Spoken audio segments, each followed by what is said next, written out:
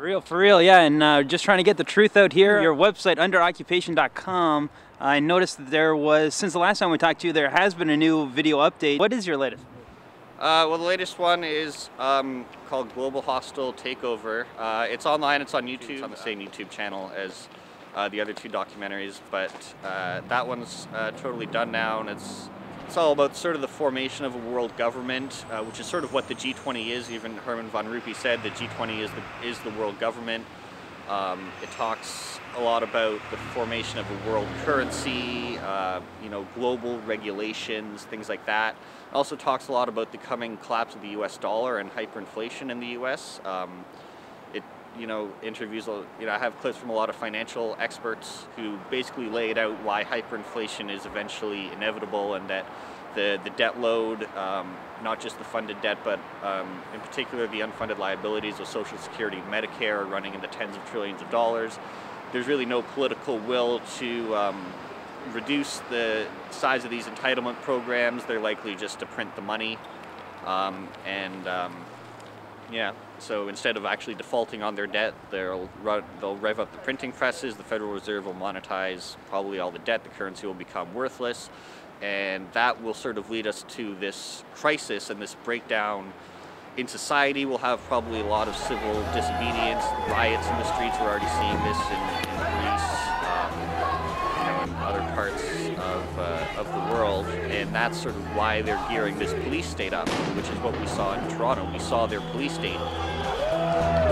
These are the kind of images that will alarm the European Union as the sovereign debt crisis rages across the continent. And I think this is sort of training for when the real event happens. They want their martial law police state to be able to sort of keep control on society once it sort of ultimately collapses due to the economic situations that were brought about.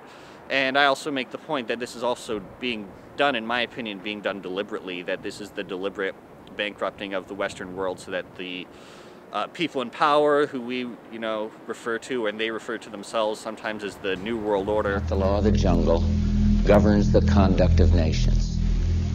When we are successful, and we will be, we have a real chance at this new world order, an order in which a credible United Nations can use its peacekeeping role to fulfill the promise and vision of the UN's founders. Offer the solution to the problem. The problem will be the total breakdown of the economy, which again is not the fault of capitalism, it's actually the fault of government intervention and socialism and fascism and central banking that's led to this. So what we want to do is return to a free society and to free market capitalism. Unfortunately, the globalists and the people in power, they want to have a more one world government with a centrally planned global economy with carbon taxes and regulations everywhere, and all sorts of stuff that are going to impoverish the Western world. The third world countries are already enslaved for the most part, and I think they have their sights on the middle class of the Western world, and people that enjoy living this standard of living, that we have to protect ourselves. We have to get out of the investments that are going to be debased. We have to get out of paper currencies. The movie has a lot of financial experts that recommend gold and silver. It's a good way to preserve wealth, but it's going to be a tumultuous economic time, and a lot of wealth is going to be destroyed. Here in Canada, a big issue will be healthcare. I don't think our government has any ability to provide free healthcare for everyone, especially all these baby boomers. There's going to be a lot of angry baby boomers who thought they were going to get all these retirement packages from the government. They thought they were going to get all these pensions, free healthcare, all this stuff. I don't think they're going to get any of that. They'll maybe get a little bit, or they'll get it for a few more years, but eventually they're not really going to be getting anything of value. Their checks aren't going to buy anything at the stores, and people are going to be really upset about this. There'll probably be protests, riots, and that's why they have a police state then to crack down, to try and restore law and order and set up this new sort of high-tech tyranny that we're already sort of seeing at the airports. That will sort of be rolled out onto the streets to keep everyone in their place.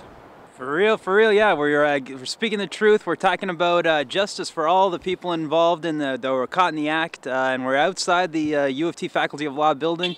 Speaking with Adam, do you mind introducing yourself? Yeah, my name's Adam Letalik. I was born in Halifax, raised here in Toronto. I went to University of British Columbia, so I was out in Vancouver. Now I'm back here. www.underoccupation.com. Awesome. Thanks a lot. Thanks, Daniel.